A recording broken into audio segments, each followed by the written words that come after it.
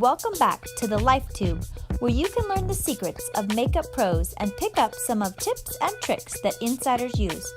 Today, we've got a whole new trick for you, feathered eyebrows. Follow our tutorial to learn this killer new look. Step 1.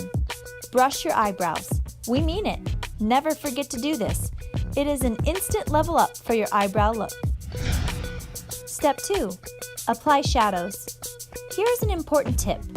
Always pick shadows that match the color of your hair roots. Be careful while drawing the contour of your brows. It's very important.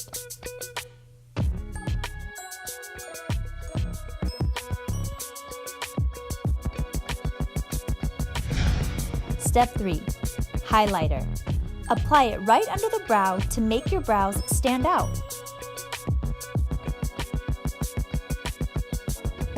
Step 4.